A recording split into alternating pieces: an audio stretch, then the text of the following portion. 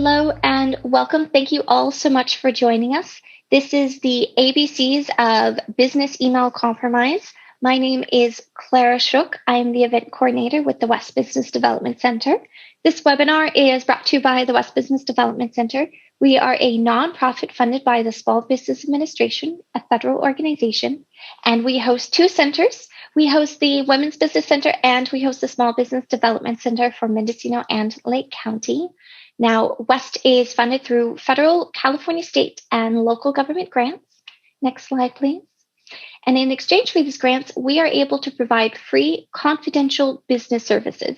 Our goal is to offer services to small business owners and entrepreneurs during every stage of business development. So whether you're just starting out with a part-time hobby or an idea, or you've been in business for many, many years, we want to be able to provide resources that help you run your business. Now, how do we do this, you might ask? Well, next slide, please. We do this primarily through our no-cost one-on-one counseling. So if you have a question or you're experiencing an issue starting your business or operating your business, you can speak directly with an advisor who is an expert in that field you have a question about, whether it's marketing, business planning, permitting, accounting, e-commerce, cybersecurity. We pretty much run the whole gamut. In addition, we also offer low-cost workshops and free webinars like the one you're at today, as well as loan packets and loan advising. So if you're getting ready to apply for a small loan or you have questions about a current loan that you've taken out, we have someone who can help answer those questions with you. And that's pretty much how our funding is used. So if you'd like to learn more about becoming a client or taking advantage of some of our resources, I really encourage you to visit us either on our website or give our office a call and we can help get that process started. So without further ado, I'd like to introduce our instructor for today's workshop, Tom Jacobson. Please take it away. Well, thank you. Hello, everybody. Thank you for joining today. And I'd like to say a special thank you to the West Center. As I was developing my cybersecurity business, I went through the West Center training program and really benefited a lot from that. So I encourage everybody to take a look at all of the offerings that West Center provides. So for the last 6 years here in Mendocino County, I've been helping local nonprofits, businesses, and individuals with cybersecurity. Before that, I did about 25 years in the tech world, various startups. I'm also a graduate of Leadership Mendocino here in Mendocino County, where I got to learn more about all the different aspects of the county, economic, social, financial, you name it. It was quite an experience. And since 2019, I've been a member of InfraGard, which is a public-private consortium between the FBI and critical industry sectors. It's by no means an endorsement by the FBI for me. It just means that I get a steady stream of non-classified information, and it kind of helps me keep a feel of what's going on in the world of cybersecurity. And so I'm going to try to bring some of that information to you today. Let's just jump right in. Business Email Compromise, or BEC, what is it? Basically, it's fraud. And I remember talking to a retired fraud investigator, federal fraud investigator, many, many years ago, sort of when the internet was first really taking off for most people. And I asked him about some online scams that I'd heard about at the time. And he just kind of laughed and he said, fraud is fraud. You know, it's great that you're doing this through email or whatever, but I saw this 30 years ago. And that was probably 20 years ago that he said that. So just to give you kind of a big picture, it's old fraud with new technology, with new names. That being said, it is a very serious concern, and that's probably why you're here today, to learn about it. One source for getting information about this is the Internet Crime Complaint Center, IC3, which is actually run by the FBI. And this quote kind of says a lot. And we're going to unpack this as we go along with some specific examples because it can be a little dry. BEC is a sophisticated scam targeting both businesses and individuals performing a transfer of funds, right? So the goal here is money. The scam is frequently carried out when a subject compromises legitimate business email accounts through social engineering or computer intrusion techniques, there's a mouthful, resulting in an unauthorized transfer of funds. And we'll dive into this more in just a few minutes to kind of unpack what this is all about. And how big a problem is this? Well, the amount that individuals or individual businesses lose varies greatly. And literally from a few $1,000s maybe on the low end to tens of millions of dollars. And there have been some very highly publicized cases where very large multinational corporations have lost tens of millions of dollars in a single wire transfer. So again, statistics, again from the FBI here, between January 2014 and October 2019, the IC3 received complaints totaling over $2.1 billion in losses. And what's important to notice here is that a couple things. One, this is only for what's been reported, right? So a lot of times people will have things happen, they'll lose money, they don't necessarily report it. So this is a very low estimate. And also, this is only in the US. This is happening all throughout the world. This is just $2 billion from American corporations and individuals lost through this form of scam. So kind of to give you a picture, and unfortunately that number is just increasing, day by day, week by week, month by month as we go along. And the pandemic hasn't helped. So you may have seen things like this in the media. Here's Barbara Corcoran, who was one of the stars of the hit TV show Shark Tank. She's one of the sharks. And she was actually hit. Her organization was hit by a wire transfer fraud. Somebody impersonated her through email to one of her employees and convinced that employee to send a rather large check, $380,000, I believe. Now, the reason that Barbara is tweeting about this and smiling about it is because she got the money back, right? So at the end of the day, the sooner you catch this kind of fraud and you can report it to the bank, there's a better chance that your money will be recovered. The good news is, the last statistic I saw, there was a 76% recovery rate from the bank. Now think about that for a minute. That means that about 1 out of 4 times the money is just gone. So this is very serious, even if the bank is able to get the money back. And in the 2 local cases that I've dealt with here in Ukiah, the banks were able to reverse the transfer. And they're doing a great job, and they're on the lookout for things like this. But it's up to you and your business to flag this as soon as possible. Get on the phone with your bank, with your financial representative, and make sure that the fraud alert goes out so that those funds can be frozen and hopefully reversed. So if you are a victim of BEC, at some point you're going to file a report with the IC3, and this report is very telling. It kind of tells you how this attack takes place. And you have one of 3 options when you fill out this form. It's a very long form. I hope you never have to look at it. Basically, they're going to ask you which of 3 different methods were used to initiate the BEC. And you can see them here: spoofed email, similar domain, and email intrusion. What wonderful terms here. So spoofed email is something that we've all seen. We used to just call it spam. Basically, it's something that looks like it comes from a legitimate source, but doesn't. So instead of from Amazon, maybe it comes from Amazon with an O, the number O instead of the letter O, or even something that has no remote connection to the domain name. So that's similar domain. It's EBYA instead of eBay. Something that's trying to pretend to be a legitimate site. And that can also happen for your business or your organization, right? Anybody for just $10, I believe now, can register any domain name, and that could be very similar to your business. So if you're Acme Business Ukiah, it would be very easy to register acmebusinessukiah123.com. And then I can send out legitimate emails from that email address that look very similar to yours.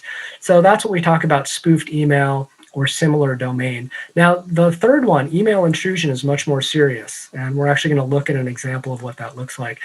Basically, email intrusion is when somebody gets into your email system, whatever that looks like, and sends out emails from your email as if they are you. And for all intents and purposes, those are legitimate emails. They're going to get through spam filters, malware detection.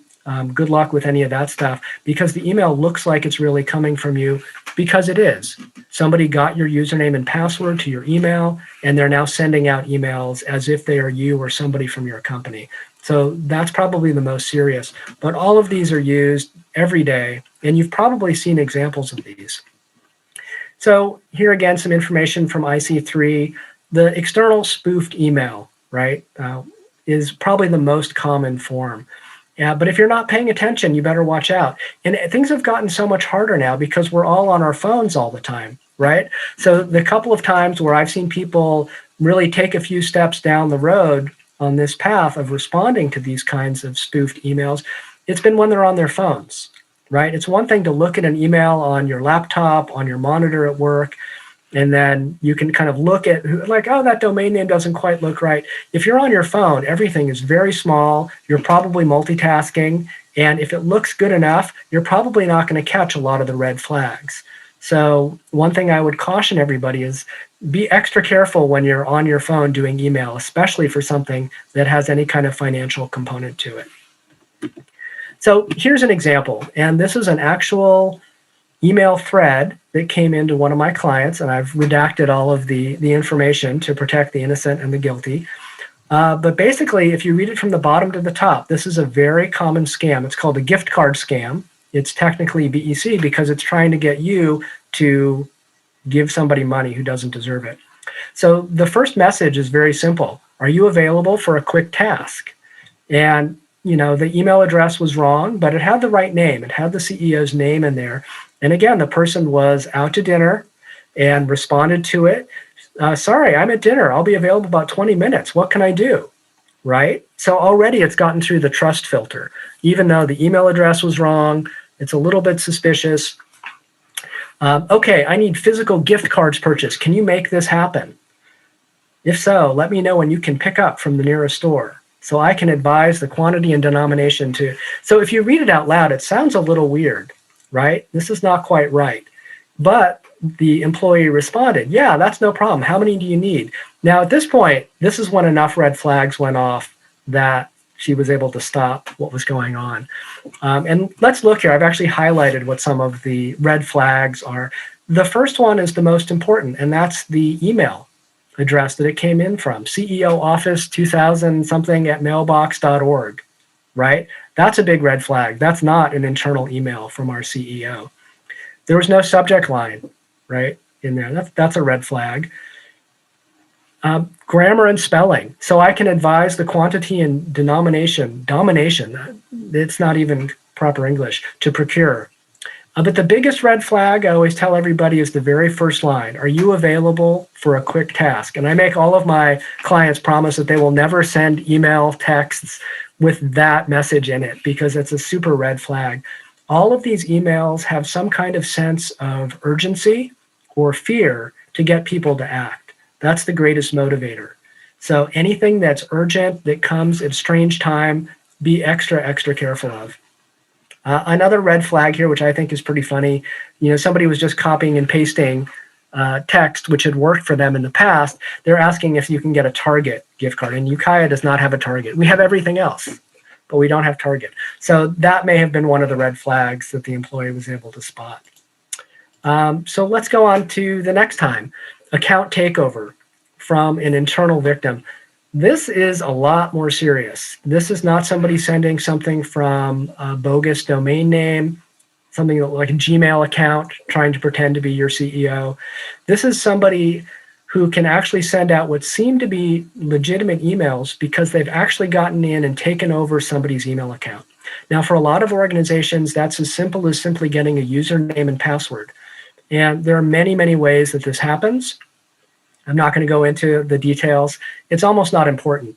If somebody gets into your email system and it can now send emails, go through and read all of your emails to find out who your vendors are, who your contacts at the bank are, right? Any kind of financial dealings, that's kind of a big deal. We're going to talk a lot more about that.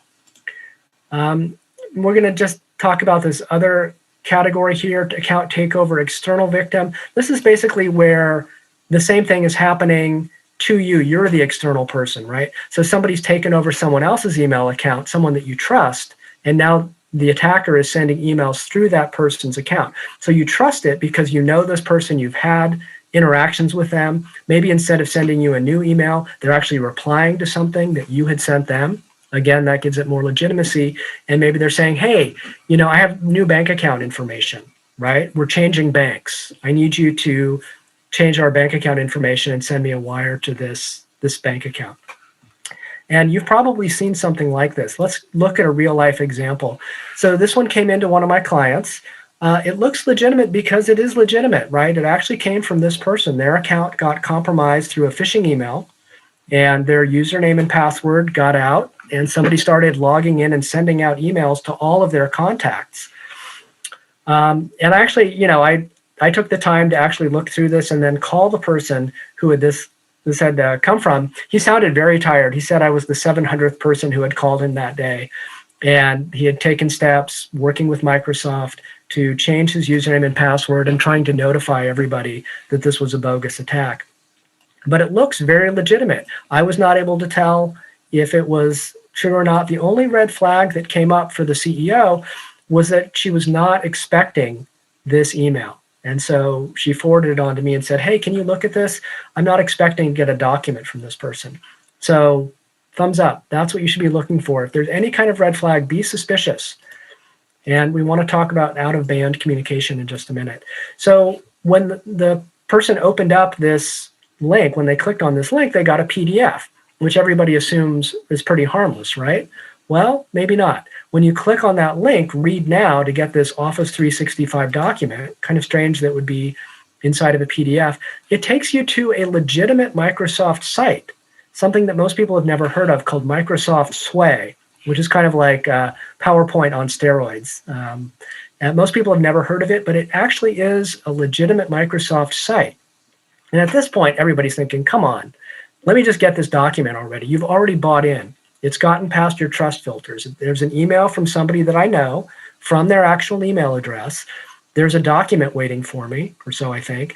I just want to get it. At this point, I've gone through enough hoops that I'm not really ready for what comes next. And when you click on, yes, I'd like to access that document, you come to what looks like a very legitimate Microsoft sign-in screen using all the same graphics, all the same formatting.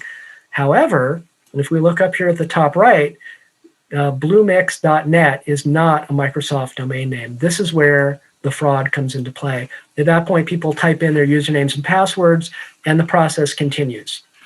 So this is just an example of what this kind of attack looks like, whether you're receiving something from an account that's been compromised, or unfortunately, if things are going out from your email account that have been compromised.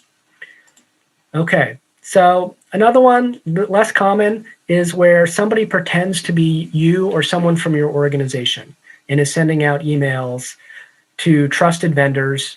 And I've actually seen this happen. This is very rare, but there was somebody going around impersonating a former CEO of a local nonprofit a while ago and had created social media profiles using actual photos from that person, which were available on the web and from the organization's website. So they created a fake persona. And because people trust that, they were getting messages from the fake CEO. And then as soon as they responded, they were being redirected to an investment scheme. So again, the external spoofed emails to suppliers, not as common. You may receive something like this. Again, be suspicious. If anybody's asking you unsolicited to change bank account information and whatnot, be really, really careful about that. That should be a real red flag. So just taking a step back now, that was a lot of detail.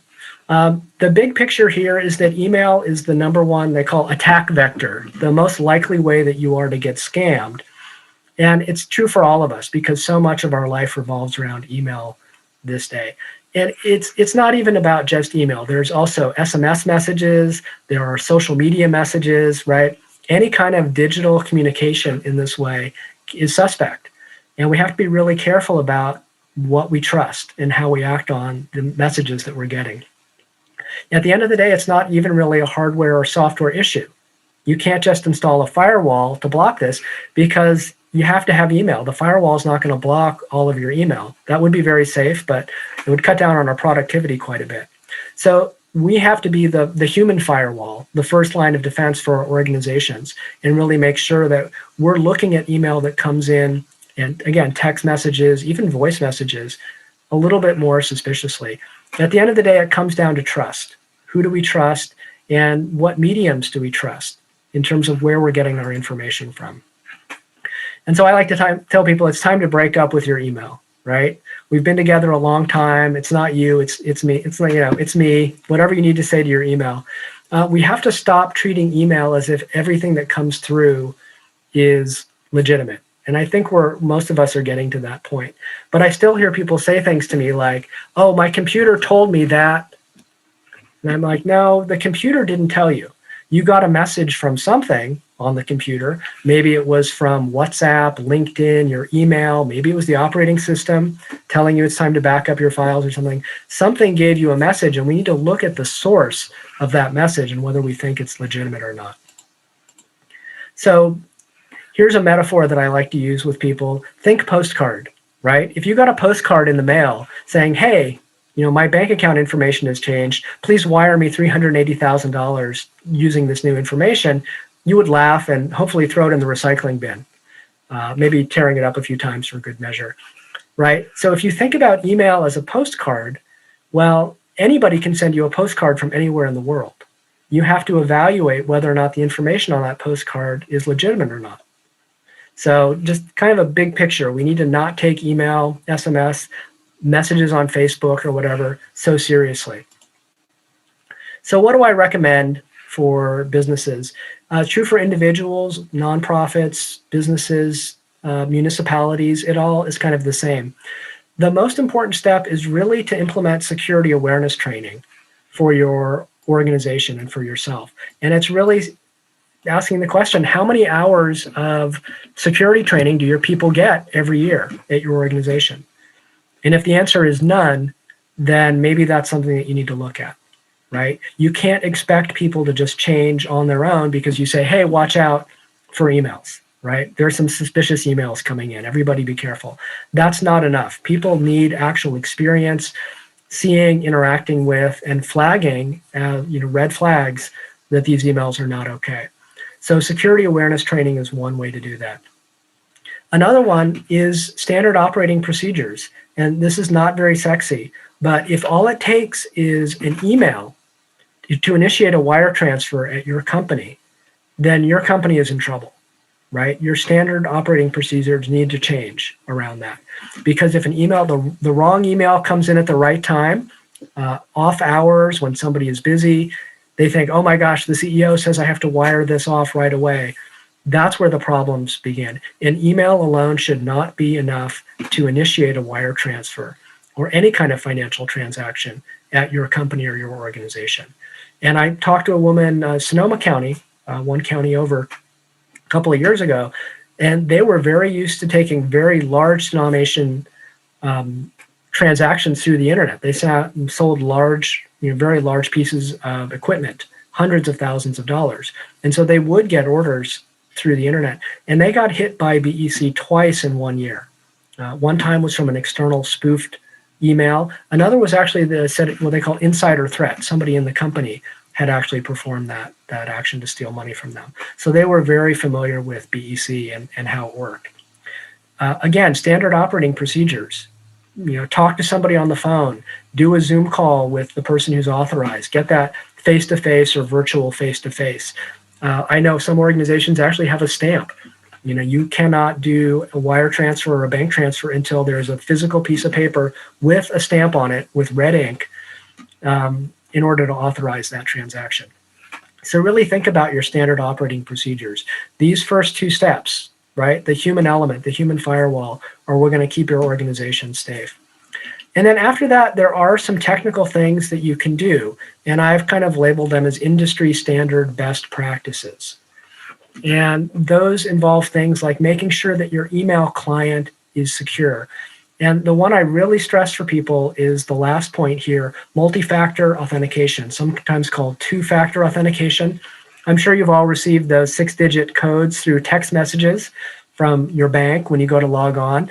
And it's just another way to verify that you are you, okay? So it's called out-of-band communication, because if you go to log into a website, they're not going to just say, hey, let's, are you who you say you are? You have your username and password? Yes. Anyone could have your username and password, often through no fault of your own. Data breaches are one way that these information get out. Another way is just guessing, password guessing. There are a lot of very common passwords that most of us use or variations. So there are a lot of ways that your username and password can get out. Two-factor authentication, they talk about it as something you know, that's the first factor, your password, and something you have. So for most people, your cell phone. So even if someone knows your username and password, they would actually need your cell phone in order to get that text message to log in. And there are other ways to do two-factor authentication as well. There are smartphone apps and even physical hardware keys, little USB keys that plug into your computer with buttons that you press at the right time in order to authenticate your identity. So that's a lot, but I really want to again stress the human element here for everybody who's listening. Security awareness training, and taking a hard look at your standard operating procedures and training people in those procedures and testing them on those procedures, right? Just because somebody said, yeah, I saw that PDF that came through email saying, I'm not allowed to initiate a wire transfer. It's worth actually doing some tabletop exercises and actually seeing if you can get people to fall for this kind of stuff. It will definitely pay off in the long run. So that's it for today's presentation for my prepared talks. I'm very excited to hear about any questions or experiences that people listening have had. Please feel free to type those into the chat. And I always ask people, have you noticed anything strange going on online? Maybe that's a good way to start because it's all kind of connected. So Claire, at this point, maybe you see if anybody has any questions and we can talk about more specifics. Excellent. Thank you so much, Tom. Yes, certainly. If there are any particular questions for Tom, I would strongly recommend taking the opportunity right now to ask him all of your cybersecurity questions. In the meantime, Tom, I want to thank you for putting this together, providing all this really useful information, all the examples. I don't know about anyone else, but I really learned far better from actually seeing it and seeing the examples, having had similar emails come into my box and thinking of you in the back of my head saying, no, wait, don't open that. That doesn't look right. That's the important part. That's keeping things top of mind, right? So the security awareness training is really a great way to keep people thinking about this stuff. And so when something does come in, they're more likely to say, oh, wait a minute, and then take that next step to ask somebody. Absolutely. I think pretty sure you said this in today's workshop. I know you've said it in past workshops, but it's more often the human element rather than the super hacker. Not that there aren't those two, but just being mindful. Right. Oh, sorry. Sometimes even legitimate stuff you're not sure about. So actually, in my company the other day, there was a voicemail that came in claiming to be from a payment provider, like a third-party payment provider. And it looked legit, but it was completely unexpected. And so we took the extra steps to call up on the phone out of band, right? Not calling the number that was on the voicemail, but calling through our usual contacts saying, hey, is this something? And it turned out that it was legitimate, but there were several red flags. And so that's the right procedure. Even if things are correct, making sure it's like, okay, is this person who they say they are they really from the right company? Is this really the right phone number? It's always better to take that extra 3 or 4 minutes of inconvenience to save yourself. Absolutely. Well, let's see. So poll is just about being filled out. Thank you everyone so much. If there are any follow-up questions, please let us know. I will be emailing a link of this workshop and as well as the slides out to everyone in the next couple of days. Until then, look forward to seeing everyone at another one of our workshops. And thanks again, Tom, for being with us today. Thank you, Clara. Have a great rest of your day. Bye.